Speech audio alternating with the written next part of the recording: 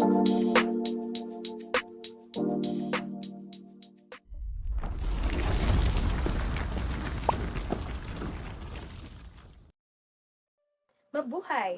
Siguro ay nakita mo na kanina sa unahan ng videong ito ang pag-uusapan natin ngayong araw.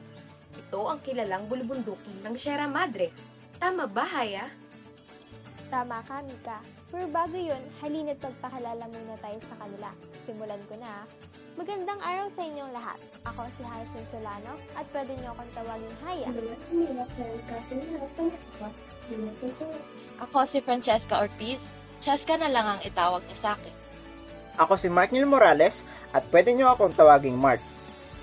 Micaela Padernal nga po pala, pero Mika na lang. And to officially start our adventure to the longest mountain range in the Philippines, Haya, yakang-yaka mo na yan. Thank you, Mika. What's up, mga repa? For sure, hindi ito ang unang beses na narinig ninyo ang tungkol sa Sierra Madre.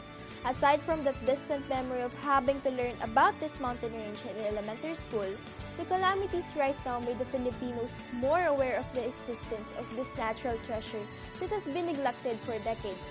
Recently pa nga, ito ay nag-viral dahil sa mga typhoons o bagyo na tumama sa Luzon. But aside from the information circulating on social media, ano pa nga ba ang dapat nating malaman tungkol sa Sierra Madre? Well, the Sierra Madre is the longest mountain range in the Philippines with 540 kilometers length, 56 kilometers width, and an area of 16,260 kilometers. Dahil sa lawak nito, nasasakop na ang ilang parte ng mga probinsya ng Cagayan, Isabela, Nueva Ecija, Nueva Vizcaya, Quirino, Aurora, Bulacan, Rizal, Laguna, at Quezon. That is why it is known as the backbone of Luzon, as it stretches along the eastern coast of Luzon like a spine, keeping the country upright. Pero guys, bakit nga ba tinawag itong Sierra Madre? Nagsimula ka sa tanong.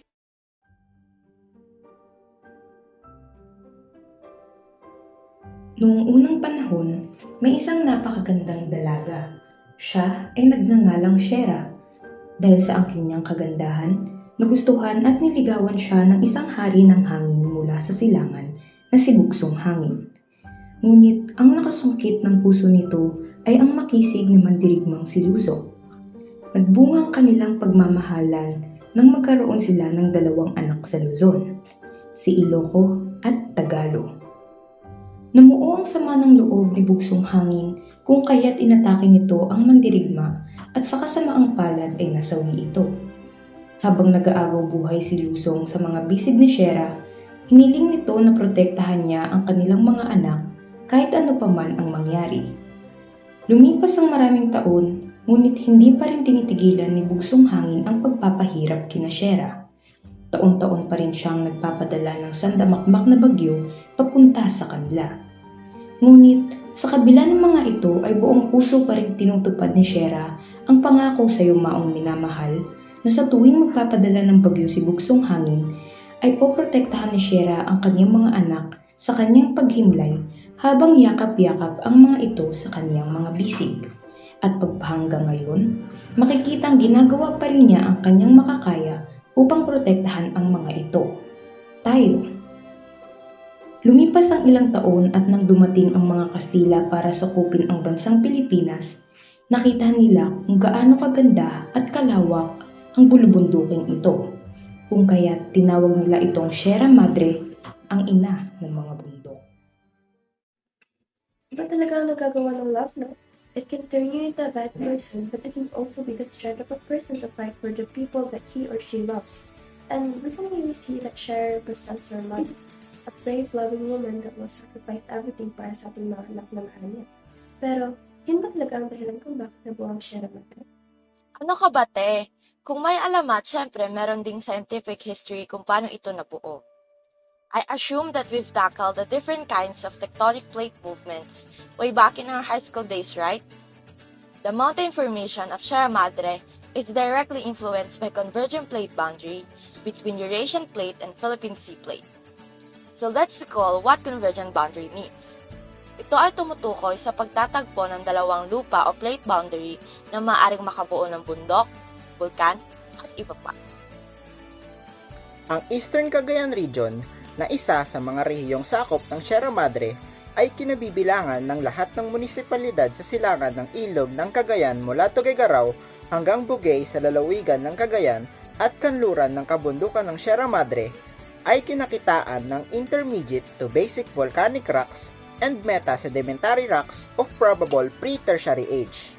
It constitutes the basement upon which 3 Miocene and 1 Pliocene sedimentary formational rock units relate.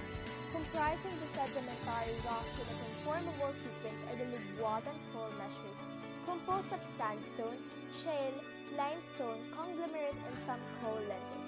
Kung maaalala natin, ang sedimentary rocks ay nabubuo sa patuloy na pagpapatong-patong ng mga tipak ng bato, kung saan ilan sa mga nabanggit ay mga uri ng bato na nakapangalan base sa pisikal na itsura ng mga ito.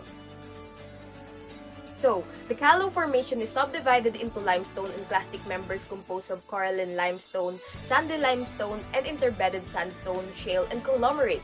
The Baliwag Formation consists of shale and mudstone with minor sandstone interbeds, and the Ilagan sandstone, which is formed mostly of sandstone with shale interbeds and some lenses of conglomerate.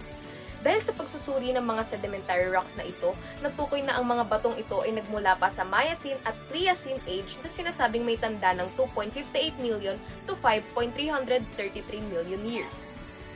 Hindi na ba nakatanda ang Sierra Madre, no? Now that we know how it was formed, pag-usapan naman natin kung gaano ka-importante ang bulibugtong nito. Kalimitan sa atin ay alam makapagkanabangan nito, ngunit walang ideya kung paano nga ba talaga natin mabibigyang proteksyon ang yamang ipinagkaloob sa atin. Okay, so, of course, the first thing is that Sierra Madre is regarded as Luzon's natural barrier against powerful typhoons. To elaborate, one of the causes that weakens typhoon is when a storm enfeebles following a land encounter. Bagaman, hindi tuloy na patitigil ang bagyo, napahihina naman ang lakas nito. Typhoon strength naturally reduces as they strike the Sierra Madre Mountain range due to its rugged terrain. Strong winds can be mitigated by rough mountain slopes, while trees can absorb heavy rains. Alam natin na maraming kapunuan ng bulubuntuking ito na humihigop sa katubigan at kapag nakarating na sa lupain ng bagyo ay humihina ang impact nito. Right, Haya? Tama, Kiana. Tunay na nakatutulong ang bulubunduking ito na pahinain ang pwersa ng bagyo. Second thing that I can add is that it has the largest tract of rainforest. It's mega diversity. Alam niyo bang ang 1.4 milyong ektaryang lawak ng Sierra Madre ay pinagmula ng approximately 40% ng kagubatan dito sa ating bansa? Sobrang lawak ng saklaw ng Sierra Madre.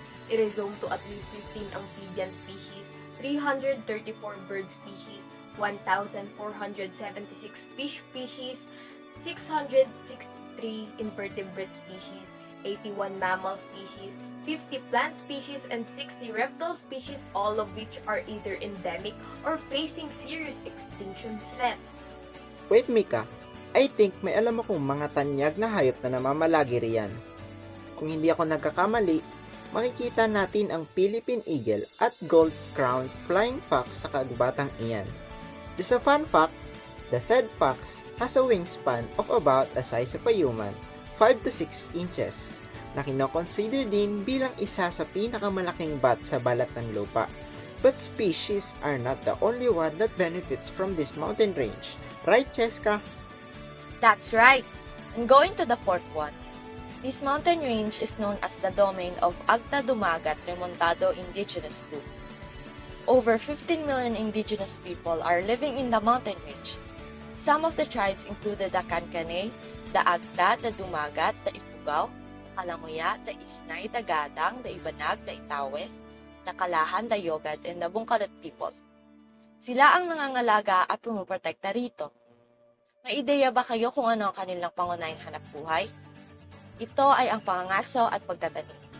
Sureness, Sierra Madre has a great impact on our homeland. Now that we've discussed its significance, let's look at how Sierra Madre affects our economy. Some of you may be wondering why we need to study or learn about this type of mountain range. It is for us to recognize their relevance in our life. In fact, it is we Filipinos who are profiting from this mountain range. Therefore, in exchange, we must be responsible for conserving it. You're right, Cheska. By knowing this kind of information, we can spread awareness to other people. Going back, there are 281,861 hectares of plant areas, while 71,652 hectares of coastal and marine waters. This mountain range boasts a number of watersheds that serve adjacent agricultural land. The northern part of Sierra Madre also serves as the drain to 14 major river systems, where 11 go to the Philippine Sea and 8 goes into Rio Grande, the Cagayan, as tributaries of the Iligan River. This backbone of the Sun is home to nearly 20 protected areas of forest, including the La Mesa Watershed Reservation and the Upper Marikina River Basin protected landscapes. The mountain range boasts 68 protected areas including national parks, watershed forest reserves, natural monuments, marine reserves, landscapes, and seascapes. Since the Sierra Madre has rich reservoirs, the local provinces along the mountain range benefit from it, especially in terms of agricultural growth. Did you know that the Cagayan region hosts the richest and most productive rice lands in the Philippines? Yes, you heard it right. Despite all of this, Sierra Madre is under threat by humans. Isn't it ironic? Indeed, humanity is the world's biggest enemy. That is why we must educate ourselves and not turn a blind eye, given our actions have consequences. With the Sierra Madre being one of the most important sources of our protection from typhoons and other calamities, we still manage to find the means to have it somehow destroyed through vouching to build the Kaliwa Dam exactly where the Sierra Madre lies. You guys may wonder what the Kaliwa Dam issue has to do with our discussion. Well, let's dig deeper, shall we? Given the recent water crisis in Metro Manila and the continued water interruptions, government officials and water concessionaries assert that it all leads back to the inevitable water shortage, therefore suggesting the construction of the Kaliwa Dam affecting the Sierra Madre and the locals. However, there are two main reasons when it comes to the Kaliwa Dam. The first is its environmental impact, and the second is the displacement of people who call the Sierra Madre their home. Throughout the years, we can clearly see how much the Sierra Madre helped us, be it by protecting us from calamities, being the local source of income, to providing a home not only for the animals, but also for the people and communities surrounding the mountain range. The construction of Kaliwa Dam is not the first and only challenge that the Sierra Madre had taken. That's true. Unfortunately, from the previous years, the Sierra Madre had been encountering obstacles such as mining and excessive cutting of trees, and now the infamous Kaliwa Dam issue. The Kaliwa Dam was supposed to be built between January 2020 and December 2025. It will run through the provinces of Quezon and Rizal, delivering 600 million liters of water per day to the capital region and neighboring provinces, lessening reliance on the Angat Dam in Bulacan. Environmental resources, endangered species, communities, and most significantly, the mountain range itself are all at risk as a result of the development. There is even a possibility that Infanta Quezon's province could be wiped off the face of the planet. What they say may be true that Sierra might not be destroyed by the hands of her ex-suitor, but probably by the hands of the people she loves. There is a sustainable way to achieve economic growth while being empathetic stewards of nature. The Sierra Madre is a reminder to prioritize building healthy ecosystems around our country, whether in far-flung areas or concrete communities. It's time to listen to environmental advocates when they say we must save our native botanical and animal life by saving our native trees. With this, allow us to share things that we can contribute to help Sierra Madre using the acronym SAVE that corresponds to the following: Stop, Advocate, Volunteer, and Empower. First, ask for stop the activities that will ruin the mountain range and support campaigns to prevent forest conversion for agriculture. A for advocate. Share knowledge about the do's and don'ts. Let's educate people. Spreading or sharing knowledge with the general public can help us raise awareness, which will allow us to encourage more individuals. B. Volunteer. Aid and engage in activities. Participate in your community and take action to support what will result to a better output. Take the initiative to make a difference and fight for what you believe is right. E for empower. Empower the local village and valley communities to maintain the natural environment of the mountain range. Remember, save. Some of you may believe that we are not powerful nor privileged enough, yet as students and citizens of our beloved country, we are all capable of fighting for this campaign. Simply possessing knowledge and utilizing our voices could make a greater impact. And today, we take steps to encourage you all, hoping for each and everyone to do the same. We urge you to stand with us, and together, we will be able to save not only the Sierra Madre Mountain Range, but most importantly, our planet Earth. Muli, kami ng unang pangkat na mag-iiwan ng isang katanungan. Paano nga ba natin maibabalik ang tulong at pagkalinang noon pa ay binibigay sa atin ng Sierra Madre? Save Sierra Madre, save lives.